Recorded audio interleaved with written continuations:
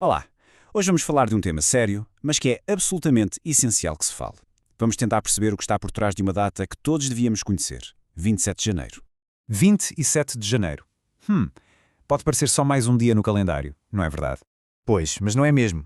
E a pergunta que nos temos de fazer é esta: o que é que torna este dia tão, mas tão importante? Bem, a resposta no fundo está toda aqui, nestas duas frases simples mas poderosas. Lembrar para não esquecer. E mais importante ainda, lembrar para não repetir. Pronto, então vamos lá perceber isto melhor. Esta data, claro, não foi escolhida ao acaso. A 27 de janeiro de 1945, as tropas soviéticas entraram no campo de concentração e extermínio de Auschwitz-Birkenau. Foi nesse dia, nesse preciso momento, que a verdadeira dimensão do horror foi escancarada ao mundo. A partir daí já não dava para negar. Ninguém podia fingir que não sabia o que tinha acontecido.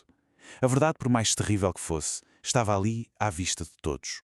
E claro, para se perceber a importância disto tudo, temos mesmo de ir à raiz e perguntar o que foi, afinal, o Holocausto. Uma catástrofe, sim, mas uma catástrofe planeada e executada por um Estado. Muitas vezes ouve-se a palavra Shoah. É um termo hebraico que quer dizer, literalmente, catástrofe. E é usada para descrever isto mesmo, porque, olhem, isto não foi um acidente. Foi um genocídio pensado ao pormenor, sistemático, levado a cabo pelo regime nazi e pelos seus cúmplices. 6 milhões. Parem um segundo para pensar neste número. 6 milhões. É um número tão grande, tão abstrato, que quase nos escapa. Mas temos de nos lembrar que por trás de cada um desses números estava uma vida, uma pessoa, uma história inteira que foi apagada. E atenção, isto é muito importante.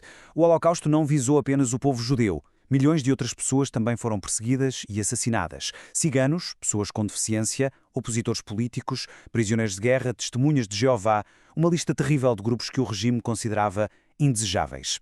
Mas como é que se chega a este extremo? Como é que uma sociedade chega a este ponto? É que o Holocausto, os campos de extermínio, isso não aconteceu de um dia para o outro. Foi o fim de um processo. Um processo longo e deliberado. E este caminho está aqui, passo a passo. E reparem bem onde é que tudo começa. Começa com palavras, com o discurso de ódio, com os estereótipos que se vão tornando normais.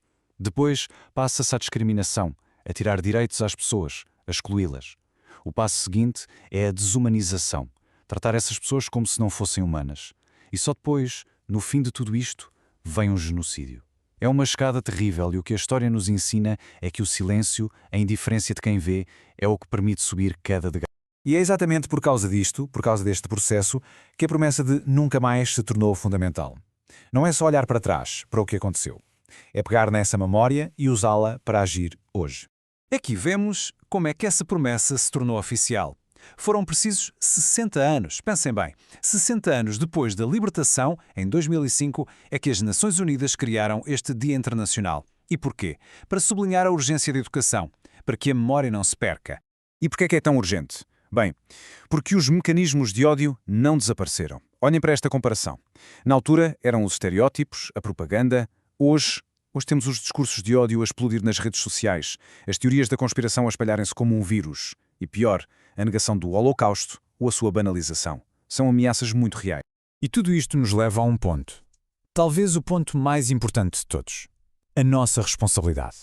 Porque o tempo passa e o dever de lembrar passa para as novas gerações. Para nós. Pensem nisto. Hoje já quase não há sobreviventes que possam contar a sua história na primeira pessoa. As vozes deles estão a desaparecer. E por isso a memória deixa de ser uma história pessoal para se tornar um dever de todos nós. Das escolas, claro, das instituições, mas de cada um. A responsabilidade, agora, é nossa. Primo Levi, que sobreviveu a Auschwitz, deixou um aviso muito sério e que nos devia arrepiar. Aquilo que aconteceu pode voltar a acontecer. Isto não é uma figura de estilo. É um alerta brutal sobre o quão frágil pode ser a nossa civilização. E é por isto que o nunca mais não pode ser só um slogan bonito que se diz uma vez por ano. Tem de ser uma escolha. Uma escolha que se faz todos os dias. A escolha de não ficar calado perante a intolerância, de defender os direitos humanos, de dizer não ao racismo. No fundo, tudo se resume a uma coisa muito simples. Lembrar o passado não é um exercício académico, é uma escolha ativa que fazemos para tentar proteger o futuro. E a pergunta que fica no ar, para cada pessoa que está a ouvir, é esta. A memória é uma escolha. Qual vai ser a nossa?